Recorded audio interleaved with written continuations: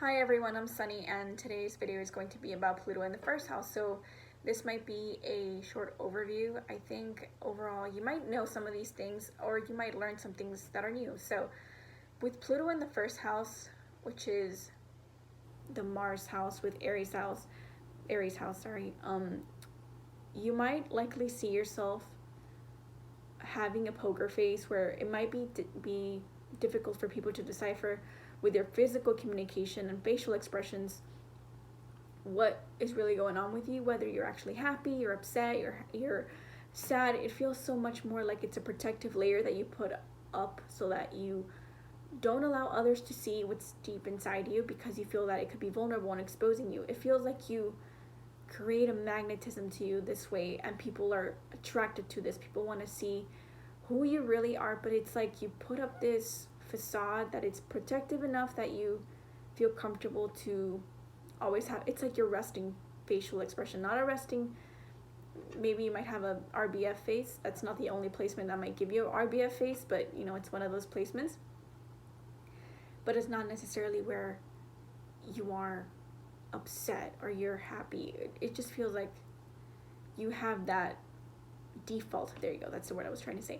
You have that default expressive facial expression, maybe also physique, like stance, body stance and stuff. So people just naturally assume, oh, this person is a B, or this person is mean. It gives off these placements more or less, which you might not even be the case. You could be the most nicest person, but until you actually start speaking or you start interacting with people or doing a different action that might not have you in your default stance, people might just assume that you're not as open to talking to people or being friendly, right? They might have that prejudice over you, and that's very normal. Usually whatever Pluto placement you end up having, people might be very judgy and harsh with you, because Pluto is that kind of energy. It's very it's attractive, it's magnetic, it's obsessive, but it gives you this harshness, not a Saturnian harshness, but it's still difficult. It feels like intimidating. There you go. There's an intimidation to the Pluto energy that it can give you. And your eyes would drive people into being attracted to you. There's an allure to you in that sense where they would follow your eyes, or you could actually just drive them into talking to you. It's like people just can't help but stare at you, even if you're not trying to. You can try your best to hide away from people, but people will likely try to follow you with their eyes. You can feel it. You feel that penetrating gaze from people as they're looking at you, but then you look at them and you're also just as penetrating to them when it comes to that vision and intimidation. It's like there's glare in your eyes, but it's formidable glares, and it's enticing to people. There's this I'm trying to get around this word, but sexual energy coming from that aspect between social cues when it comes to picking up that vision that you guys kind of give, and vice versa. It feels like it's a back and forth energy between people, but you might at first not even pick it up because you might not know how to deal with this plutonic energy. It feels like there's this power dynamic between you and society and people and what they're portraying onto you. It's like they're projecting onto you their most inner darkest desires, right? So you could be attracting sexual desire from others without purposely trying to, or maybe you do at some point. More than likely it's when you're older, when you've matured, or at least matured that energy, and you've worked with it, you've come to terms with it. It's a psychological coming to terms with situation. And you might also try to hide your body purposely just because you find that it's a power move from you, where it's like, just because people want to portray me this, trying to get around some of these terminologies. Give me a sec, hold on. Just because people try to portray you in a very alluring way. In a SEXUAL way. I might have misspelled that. But they might try to SEXUALIZE your body, your physical form. Therefore, you try to be more protective of it because you want them to not see what they can already see. It's like, this is how you take the reins of your own physique and your own power back. What's most sacred to you. You tend to want to protect it the most, so you might wear more clothing. It might not always be like that, where you might just dress normally, like every other average person around you. But you might notice that at some point you try to hide it because people kind of point out. It's like those comments you get from, I'm going to try to say this delicately because it's one of those things that is still subjectively taboo, maybe. But it's, again, Pluto energy. Sorry.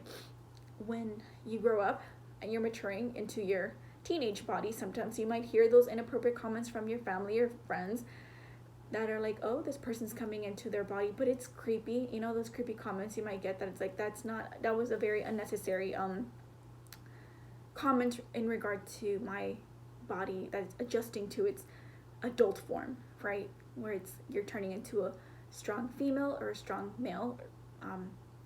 Not strong, but you know what I'm saying. Like, you're coming into terms with this new phase of life, and people want to point it out in the most inappropriate way. So you just don't feel comfortable. You feel raw and exposed. It feels creepy to you. So you try to hide it. So you put on maybe sweaters, or you wear more pants. You could just wear shoes. It just feels like you try to protect yourself with layers and layers so nobody sees this, because it's the most private part of you. So that's like a type of transformation. Sorry, a transformation that you might see on the physical body. Transformation on your physique, where you see that you could just simply be maturing and you're coming to terms with these types of changes, and you have to transform yourself in that psychological way, because it's a very different, I guess every step of the way there was this huge sorry, that was the light of my computer. I'm using the light. But yeah, I think it's very much the way where you, how can I say this? So like you're I'm trying to say it, but it's like your body from childhood, your body from your teenage years, and your body from womanhood, and so on, right? And then it's again like to older age. So you try to adjust yourself as you roll with the punches of life, right? Your transformation, it feels maybe normal and natural, but it feels unnatural to you because there was always a big focus on that. So psychological issues relating to yourself have a lot to do with displacement, to name a few. You could have power plays regarding your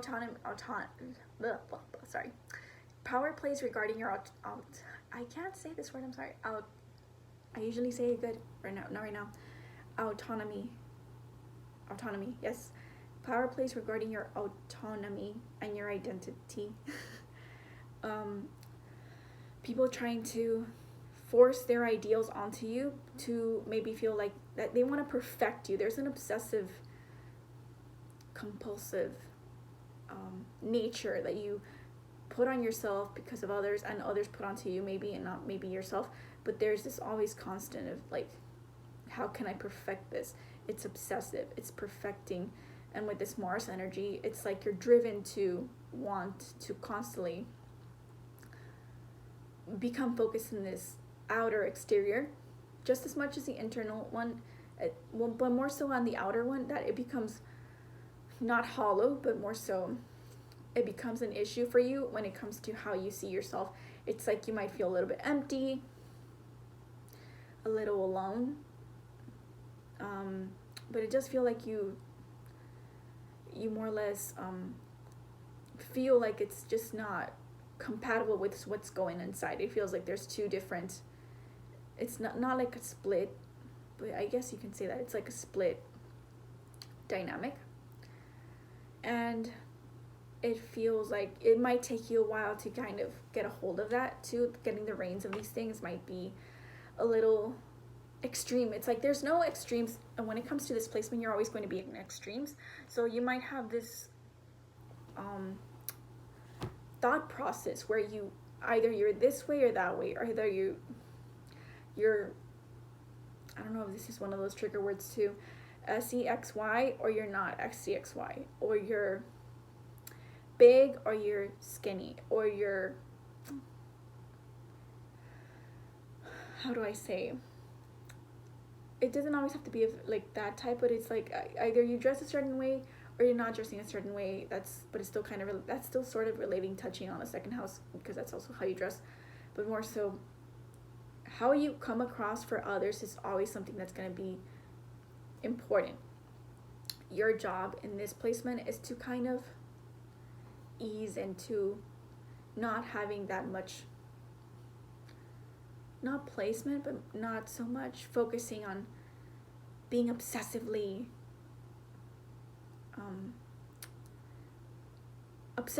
into putting that strain into your physical body because you wanting to look a certain way or appear a certain way that makes you feel empowered.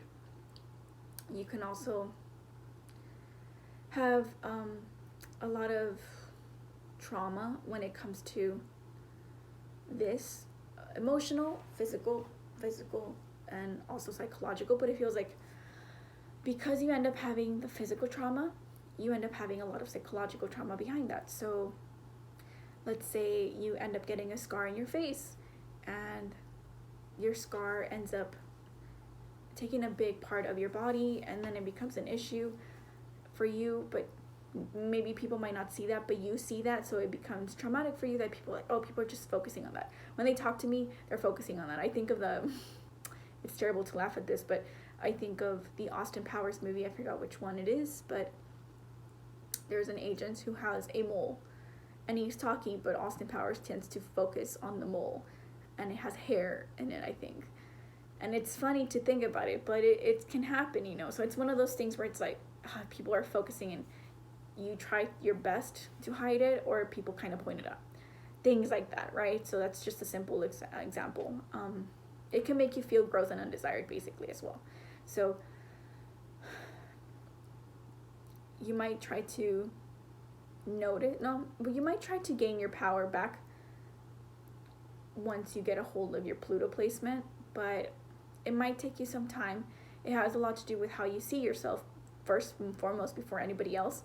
And you're going to take that power back and from others' judgment by being more forgiving of yourself, and consider that the body is going to change and fluctuate, and it's not going to remain one way, but it's also not going to have to remain in extremes. It's like you're going to have to find that balance. I always think of like Libra with this one. It's like, find the perfect balance of what you feel that it's going to make you feel satisfied, but it's just going to constantly change because it's such a transformative energy. It's like Pluto wants to constantly keep changing. So maybe changing aesthetics can be fruitful for you because you might see yourself differently, or having different haircuts, or like example, like people who end up going through surgeries, or having a certain makeup aesthetic, things that you see that are, you're the face, basically the face of your transformation, right? So these are some examples. You're going to be researching and deep diving into many occult topics relating to this and how you can maintain the perfect physique. Maybe you want to try certain how can I say regimens, regimens regarding your like appearance when it comes to actually like working out or eating, but that's more also like second house a little bit. There's a lot of secrets in here. It's like you want to keep your secrets to yourself when it comes to your body, because you could have a lot of insecurities regarding it, and maybe this is how you make your money. Your body is what makes you money. People invest in you because you put yourself in a certain situation that maybe you're like a model, for example, or maybe you're a, how can I say, doesn't have to be like a model, because it still gives like Libra energy. Like maybe you're someone who has to do commercials, things like that, where you, like your body is what makes you money. Or maybe you work in, I mean, I'm trying my best not to say certain areas of work, but you get the gist of where I'm trying to go at with whatever. Maybe you're like a body trainer, right? That's a safe one too. A body trainer is going to work on people and how to make them look a certain way, right? To perfect them. But there's a lot of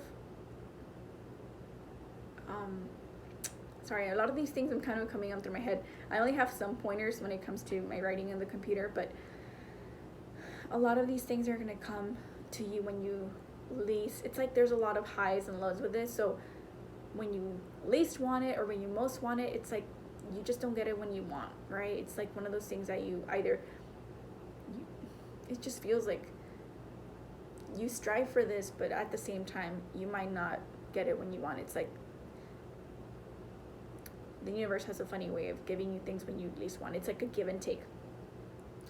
So some other things that could happen is that you could have a lot of envy from others. Mars can create a lot of envy from maybe women or maybe men, depending on your gender, but it feels like there's a lot of envy because you look good. It's like you're